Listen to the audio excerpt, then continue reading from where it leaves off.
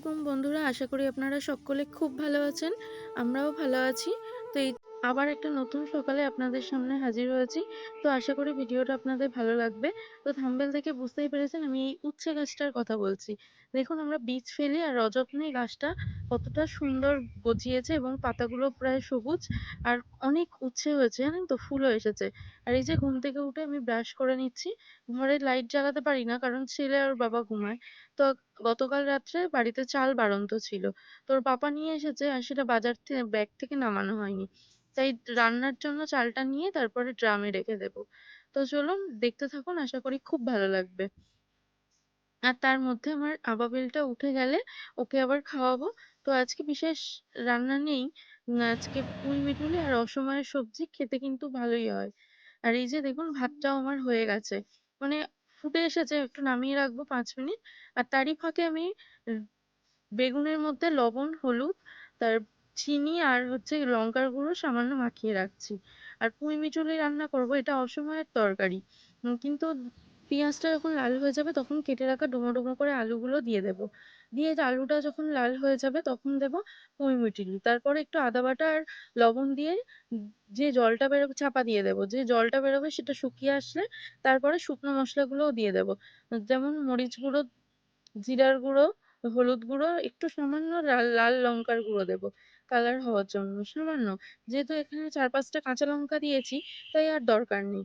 আর যা চিংড়ি মাছ থাকলে চিংড়ি মাছ দিয়ে রান্না করলেও ভালো লাগে। আগের বারে আমাদেরকে যখন এনেছিল তখন চিংড়ি মাছ দিয়ে করেছি। তো আজকে যেহেতু নেই তাই আজকে শুধুই করে নিলাম। আর পাশে দেখুন বেগুন ভাজাটাও হয়ে গেছে। আর ভাতটা প্রায় ফুটে এসেছে, হয়ে এবারে নামানোর সময়। আর ভাতের হাঁড়িটা না আমি ধরে কখনো নামাই না, দুদিকে দুটো ক্লিপ আটকে দিই, দিয়ে আর বালতির মধ্যে উপর দিয়ে দিই, তাতে না সময়টাও কম লাগে। মানে ধরে বসে থাকতে হয় না। আর পড়ে যাওয়ারও ভয় থাকে না, হাতের মধ্যে ফ্যান। তো এই জায়গাটা একটা নির্ভয় কাজ করা যায়। তো তারপরে হচ্ছে গ্যাসের ওপর আবার ভাতের যে ফ্যানটা ছিল হাঁড়ি, মানে ভাতের গায়ে যে জল জল মতো লেগে থাকে সেটাকে আবার শুকিয়ে নিয়েছি। নিয়ে তারপরে যাব ঘরে। আর দেখুন তরকারির যে মশলা দিয়ে সামান্য জল দিয়েছিলাম সেটাও কষে এসেছে। এবারে সামান্য অল্প একটু জল দিয়ে গ্যাসের ফ্লেমটা একদম আস্তে করে দেবো। আর এর মধ্যে আস্তে করে দেবো, 10 মিনিটের মধ্যেই কিন্তু হয়ে যাবে। আর আস্তে করলে না তরকারিটা খুব সুন্দর গলে যায়। হাই ফ্লেমে দিলে তরকারিটা গলেও না, আর অথচ জলও বেশি লাগে। আর এই যে দেখুন বেগুন ভাজাটা হয়ে গেছে, ভাতও হয়ে গেছে। তো চলুন ঘরে গিয়ে দেখাচ্ছি। আমার নবাব পাপাটাও উঠে যাচ্ছে। দেখুন চোখ ডলতে ডলতে উঠেছে। তারপরে না ঘুম থেকে উঠে ওর একটা ভালো অভ্যাস, জল খাবে। আর ও সারাদিনে যে কতটা না জানি জল খায়। ছোট থেকে না এই বোতলটা, ওর মাত্র 2 বছর বয়স, 7-8টা কিনে দেওয়া হয়ে গেছে।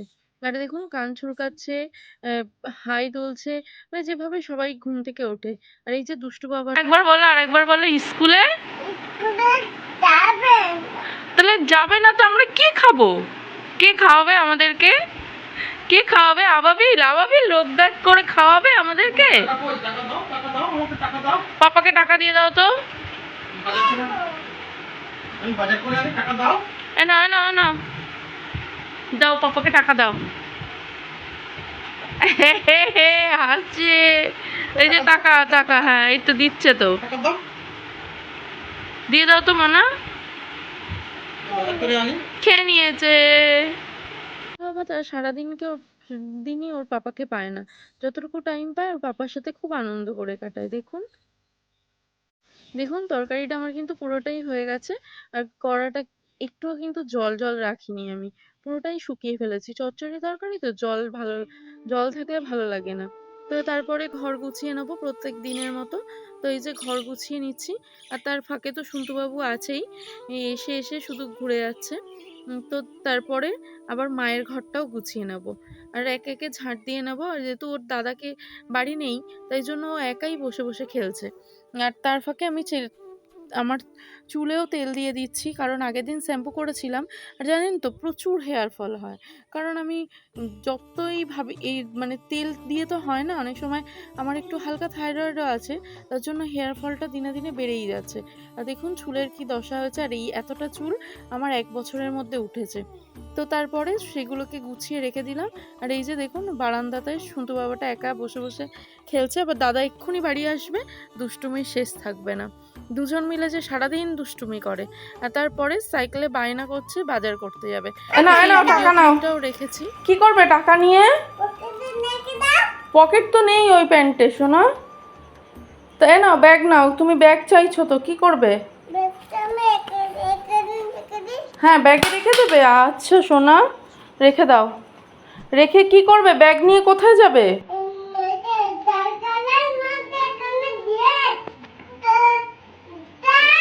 ও সাইকেলের মধ্যে দেবে?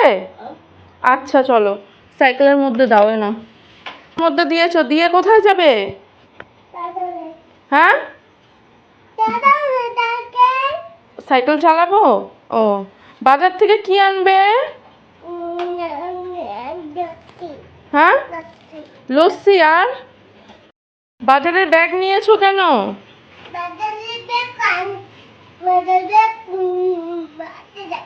মাঠে যাচ্ছো? হাটে হাটে? ও হাটে কি এনে দেবে? আর আর পেঁয়াজ। আর আর কি আনবে বাজার থেকে? হাট থেকে কি কি আনবে তো বলো? ও বাবা, হ্যাঁ আর তারপরে কি? বারান্দায় এই বক্সটার উপরে চায়ের বিস্কুটের কৌটো সবকিছুই রাখা থাকে, আর পিঁপড়েও খুব হয়, তাই এগুলোকে গুছিয়ে নিচ্ছে। আর তার মধ্যে দেখুন আমার সন্তুবাবুর বুদ্ধিটা, বালতিটাকে সেট করে খাটে উঠে গেছে। তো এইভাবেই ও না সারাদিন দুষ্টুমি করে। তারপরে কলেজ চলে গেছি। আর এখানে না আমাদের বাইরের বাথরুমটা, তো এখানে দিনের বেলাতে আমি কাচাকুচি করি। আর ঘরের মধ্যে তো ছোট জায়গার মধ্যে সেগুলো হয় না। আবার হচ্ছে অনেকটা থাকলে এখানে চাপা কল রয়েছে, আর তারপরে টাইমের জলও ধরা থাকে, তার জন্য অসুবিধা হয় না। তো এই যে জামা কাপড় কেচে নিয়ে তারপরে ছাদে যাব। আর তারপর সন্তুবাবু খাওয়ানোর আছে, তো ওকে খাওয়াতে তো দীর্ঘক্ষণ লেগে যায় আমার। তারপরে ছাদে এসেছি। আর এসে সন্তুবাবু কিন্তু জানেন তো ধারে চলে গেছিল, ওই যে লেবু গাছগুলো আর রয়েছে। তারপরে ওর পাপার জন্য ছোলা ভিজিয়ে রেখেছি। আর এই যে বাবাটা আমার দুষ্টু করতে করতে রান্নাঘরেও চলে এসেছে। শুধু না পিছন পিছন ঘুরতে থাকে ও আমার। এবার যেখানে যাব সেখানে, কিন্তু অথচ আবার খেলা করে একা একা, কিন্তু ছাদে গেলে তার রক্ষে নেই। তারপরে আমি যে দুপুরে ওর পাপা খেয়ে বেরিয়েছিল, যে থালা বাসন গুলো ছিল আর চায়ের যেগুলো, সেগুলোকে মেজে নিয়ে তারপরে হচ্ছে ওকে গোসল করিয়ে নেব। গোসল করিয়ে তারপর ঘুম পাড়াবো। আর ঘুম পাড়াতে গেলেও ০.৫ ঘন্টা এখন বক বক করবে। সারাক্ষণ প্রশ্নের উত্তর দিতে হয়। বয়স কিন্তু মাত্র ২ বছর হয়েছে, তাও জানি না এত কথা ও কোথা থেকে শিখছে। সর্বদাই ও প্রশ্ন করে, এটা কেন সেটা কেন, বাড়ির সকলকে। আর এই যে ক্যানটা দেখতে পাচ্ছেন, এটা প্রত্যেকদিন মা খিচুড়ি আনতে যায়। তো আমাদের এখানে খিচুড়ি আর মানে এখনো যেহেতু ছেলের ৫ বছর পর্যন্ত খিচুড়ি দেবে, তো বেশ ভালোই রান্না করে জানেন তো। আর পরিষ্কার পরিচ্ছন্ন, তো মা প্রত্যেকদিন ওদের ২ ভাইয়ের জন্য আনে।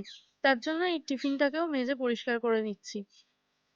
আর তার মধ্যে আমার ছেলে তো প্রশ্ন করছে যে মা দাদিমা কোথায়, দাদু কোথায়, ওর প্রশ্নের উত্তর দিচ্ছি আর কাজ করছি।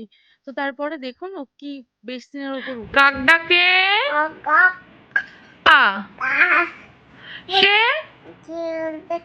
হ্যাঁ হ্যাঁ ডাকে, গরু ডাকে কিরকম? ও বাবা তাই বলো কিরকম? বাবা বাঘকে দেখে ভয় পাও তুমি? হুম। কুকুর ডাকে কে? হ্যাঁ হনুমান কি করে? হ্যাঁ তাই লাফায় হনুমান? ও আমি ও যেহেতু ছোট আর সব কথা বলতে পারে, তাই আলাদা করে ওকে পড়তে বসার সময়, মানে পড়তে বসে না দুষ্টুমি করে, তাই এই ঘুম পাড়ানোর সময়টা ও আমাকে বেশ ভালোই দেয়। তো তখনই অনেক কিছু ওকে শিখিয়ে ফেলার চেষ্টা করি। আর তার মধ্যে ওর প্রশ্নের তো লেগেই আছে। তো অনেকক্ষণ জানেন তো ০.৫ ঘন্টার ওপর আর ওকে বকে বকে ঘুম পাড়িয়েছি। তারপর সন্ধ্যা হয়ে গেছে, পড়তে বসেছে। এই যে পড়ছে আর কম দুষ্টুমি করছে বেশি। এই যে জেলি খাচ্ছে, এটা খাচ্ছে। তারপর এসেছে ওর বাবা, রাত তখন ১০টা বাজে।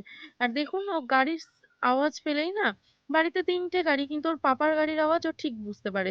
আর একদম নিচে চলে যাচ্ছে, কারণ ওর পাপা সিঁড়ির থেকে আমাদের বারান্দায় উঠবে। সেইটুকু টাইম চড়তে পারলেই ওর যেন দারুণ একটা মজা। তো সেটা ওকে প্রত্যেকদিনই চড়তে হবে। আর দেখুন কিভাবে নাচ করতে, করতে উঠছে উপরে। আর তার মধ্যে ওদের গাড়ি সরাতে, সরাতে তো মানে বাড়ির ৩ টে গাড়ি তার উপর ওদের গাড়ি। তার জন্য মনে হয় আলাদা একটা গ্যারেজ করতে হবে। এই যে দেখুন এইসব গাড়িগুলো তুললাম তারপর ওর পাপা উঠতে পারল। আর এই যে দেখুন। তারপরে ওর পাপা একটু বকাবকি করেছে যেহেতু ওই কর্নারে যাচ্ছিল, তো বলল যে আমি এখানেই নামিয়ে দাও। তার জন্য রাগ করে পাপার ব্যাগ নিয়ে চলে এসেছে, বলছে ব্যাগ দেবো না। মনে করছে ওর পাপা হয়তো আবার স্কুলে যাবে বা কোথাও যাবে। তার জন্য দেখুন ব্যাগের ওপরে বসে দুষ্টুমি করছে। তারপর আমরা রাতের খাবারটা খেয়ে ছেলেকে ঘরে এসে মুখ হাত পা ধুইয়ে প্যাম্পার্সটা পরিয়ে দিয়ে রেডি করিয়ে নিয়েছি। আবারও বিছানা পরিষ্কার করি। তো এই যে 11টা 5 এবার ছেলের দুষ্টুমি করতে করতে একদম ঘুমাতে ঘুমাতে 1টা বেজে যাবে। আর এখানে দেখুন সেই জলের বোতল নিয়ে কিভাবে দুষ্টুমি করছে, মুখে জল ভরে আর টুই করে দিচ্ছে। তো চলুন, ভিডিওটা ভালো লাগলে অবশ্যই একটা লাইক করবেন। এভাবেই সারাদিনটা আমার কেটে যায় ছেলের পেছনে ঘুরতে ঘুরতে।